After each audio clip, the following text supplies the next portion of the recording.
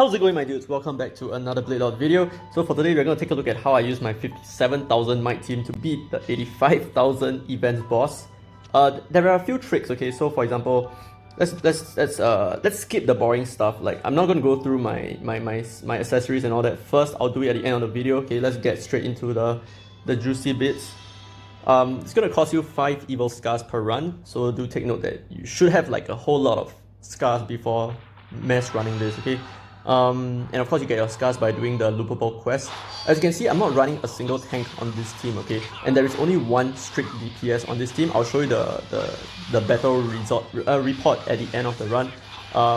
Heath Bell, he's my only DPS, and he doesn't even have his SSR weapon, okay? He's using Etchel, I think the healer, right? The light healer Etchel. He's using his weapon instead. But that's good enough, because all that I really care about is just loading a lot of damage on Heath Bell. So he's gonna be my main DPS. And then my Shias as well as my number 6, who is a robot on the side from the left. These two, they are my main breakers, okay? So very importantly for this boss, you need to break them as much as possible, because the more you break him, the longer you drag out his ultimate, okay? And he has 3 ultimates, and they increase in terms of strength. He has 3. The first one is Chaotic Calamity 1, second is Chaotic Calamity 2, and finally Chaotic Armageddon, okay? So Chaotic Calamity 1, no big deal, it's just a little bit of damage. Chaotic Calamity 2, no big deal as well, it's just a little bit more damage. But Chaotic Armageddon, that's the one that hurts a lot. Okay, that's the one that actually does 99,999 damage. It's an insta-wipe, okay? So basically, you're not supposed to drag out the fight so long. You're supposed to kill him before he does Chaotic Armageddon. So it's kind of a DPS check over there. So as you can see, I'm actually saving up a full bar of my Brave Gauge, and that's because I want to drop 2 of Heath Bell's ultimate, or rather his Brave skill. I want to drop 2 of his Brave skill in one go. So that's the only way that you can actually, well, at least if you have a weak team like I do, that's the only way that you can achieve the 400,000 achievement reward for doing this quest. Okay, so hopefully we get an attack buff on Heath Bell.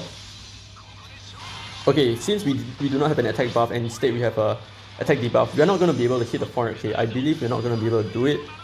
So you probably need to try this a couple of runs, like a few runs at least. Okay, you know what, yeah, I think we can hit the 400. Okay, so yes, we did hit the 400k, which means that we will be able to do the 400,000 or more break damage achievement over here. Get yourself the training manual. It's not really a big deal, it's just 5. But finish within 3 minutes, that's the one that actually is a little bit more important, okay? Because you get a large light crystals from doing that, and that's something that we are also going to try to achieve for this run. So as you can see, he did his first Chaotic Calamity 1, right? I don't remember seeing it, but I'm pretty sure he did while I was speaking.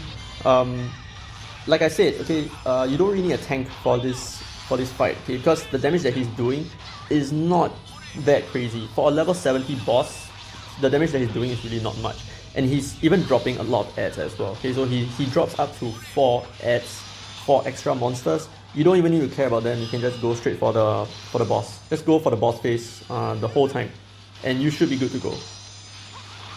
So he has yet to drop his second, I think after the Howl. I think after the Howl he will start charging up his ultimate, right? Okay, I'm not very sure, but he should be charging his ultimate around now. Yeah, there you go, he's doing some energy charge or something. Yeah, magic is concentrating in Zylarg again. So there you go, look at the purple meter over there. In about 8 seconds, he will fully charge that whole thing. And then that's when he dropped his second ultimate. But you don't, like I said, you don't really have to worry about the second ultimate, because it's not going to do a whole bunch of damage, so you don't really need a tank. Is that... Yeah, it's like, what, just a couple of thousand. It's no big deal, okay? So if I can do it at 57k, so can you. And then, we'll take a look at the equipment that I'm running with, because that's going to be the key to how this team works. Alright, it's going to be the key to how this team works. Oh man, we passed the 3-minute mark. That's unfortunate. So like I said, you need to do this a few runs, okay, just to ensure that you'd be able to hit the 3 minutes or to do the 400,000 damage, okay? Because there are a lot of factors that affects your runtime. Some of the factors are your teammates walking into each other, because that's the main thing that I'm seeing. My number 6 and my Shias, they like to walk into each other because the boss likes to turn around. If you do not have a dedicated tank, the boss will keep turning around because he will be aggroed by different units that you have. Okay, all the units that you have, they'll cause the boss to go crazy. Okay, so let's take a look at the battle report. So you can see Heath Bell, he's the only one doing damage. He's doing 1.7, which is the bulk of it. And even my Shires is doing like 100,000, which is no big deal. Okay, it's about the same as my healer. It's not a lot of damage. So you just really need one strong DPS for this to work. Okay, you don't really need to use Heath Bell. You can use Zylarg as well, who is the new unit. She's gonna be able to do a lot of damage as well. I've seen people use Zylarg as the main DPS and it works fine. But yeah, let's take a look at the equipments that we have. Okay, what other light type DPS are there? I think Redin is not bad. Okay, he's a tank, but I think he does quite a decent amount of damage. I'm not too sure whether Hein, I know there's an archer Hein. Not sure whether you see a DPS or not. But yeah, without further ado, let's take a look at the weapons first. Okay, so as you can see, I'm chock full of light type SR weapons, and most of these light type weapons that you see here, they can be obtained by just doing the event itself. Okay, so this is one of them, Glory Fangs. This is actually the SR event item. Okay, so it increases attack and magic attack of all light allies. So that's gonna be really important. So I'm stacking. Basically, all these weapons, they do the same thing. Increase attack and magic attack of all allies, okay? All of it. Right? All of it. Except for the one that my number 6 is using. He's doing increase the Imperial Light effect of all weapons. So basically, all these effects over here, they are improved, okay? So all these are channeling extra attack for my Heath Bell. And this weapon, like I said, it's not his weapon. It's actually HL's weapon, who is a light type healer. So as you can see, I have no real use for any of these two skills, these two auto skills. I'm only using this weapon because of the attack stat that it provides me. Okay, so I don't need to use this weapon at all. I can actually use another one of these SR weapons as well if I don't have enough DPS. Okay, or if not, I can actually just use any other SSR weapon, any other element, it's fine. Any other element SSR weapon, that would work as well for my Heath Bell. So let's take a look at the accessories. So I mean, okay, just to sum this up, I'm just like loading a lot of light type attack on my Heath Bell. That's all I'm doing. Okay, and then let's look at the accessories.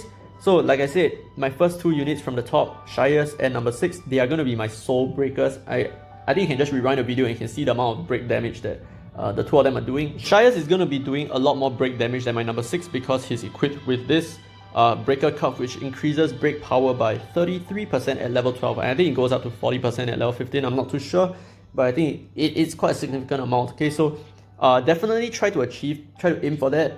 Unfortunately, I don't think I'm able to get an SSR breaker glove. Let me try.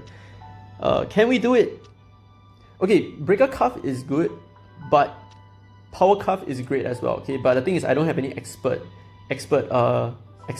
craftsman over here, so I don't really think I'm going to invest in power cuff. Power cuff just increases the rate of disrupting the boss, which is it benefits your breaking in a sense. Okay, so it does what it needs to do. I like to use number 6 because he has shock over here. So shock as a sigil set gives you 30% extra breaking power. Let's take a look. Where is it? Shock. Okay, over here, break power increase. Okay, at the bottom, okay, near the bottom, increases break power by 30% when 2 matching sigils are equipped. So hopefully we'll be able to get ourselves another SSR shock cuff. Hopefully we meet all these. Oh, damn it. Okay, so we didn't get it, so that's like whatever. Okay, but yeah, why not let's just end the video off with a bunch of summons. Okay, so we have a guaranteed unit summon, so that's that. Let's just deplete these first. Oh nice, we got SSR. SR, sorry, my bad. Summon again. Okay, so the unit that I'm really hoping to get would be a tank. Any tank will do. Okay? And the reason for it is because, okay, this is a unit ticket, right? Yeah, this is a guaranteed unit ticket. The reason is because I only have Meryl as my only tank, and the thing is, my Shires is already at 200% bond, but the boss fight is a forest type boss, which is super effective against my Meryl. So I just need any tank that is not Meryl, and I will be able to tank through that boss fight. Okay, so fingers crossed, get me a tank. The best is probably I'm looking for Gaudio, actually, the forest tank, Gaudio, or maybe the fire tank. The fire tank will really help me in terms of that one specific fight. So come on, give me a tank. No, this is not a tank. Is this a tank? This is not a tank. This is Zig, right? Yeah, this is Zig. Is it DPS? I can check. Yeah, he is a DPS. Oh my gosh, I have so many DPS and so many healers. What does he do? 240% damage to an enemy. Break damage increases based on how low HP is by up to 3 times. Okay, this is really good. Deals 480% physical attack damage to an enemy. Damage increases based on how low HP. Is it his HP or is it the enemy's HP? The more damage you take during battle, the higher attack. I'm assuming that it's his HP, which means this is quite useless. This unit is quite useless. Deals 520% magical damage to an enemy, inflicts moderate disruption when hit from the rear. This is good. Okay, disruption is always good. Deals 750% physical attack damage. Okay, so this hero, he's only going to be useful if you don't bring a healer, okay, and you're able to do enough damage to survive killing the boss without dying, okay. So it's gonna be like maybe pretty end game, I think, but that's really unfortunate because take a look at all my heroes, my units. Take a look at all my units. How many healers do I have? I have 1, 2, 3, 4, 5. I have 5 healers and everything else is just DPS. So that sucks, but at least I have good DPS and good healers, I think. Yeah, that's a good thing. But yeah, I'm not gonna be able to do, unfortunately, I'm not gonna be able to level up my Brave skill to level 3 because I just cannot beat the boss over here. He does way too much damage. I can't do it. So yeah, that's it for this video, guys. I hope you enjoyed it. If you did, leave a thumbs up, right? Comment and subscribe if you have not already done so. And as always, I'll see you in the next video.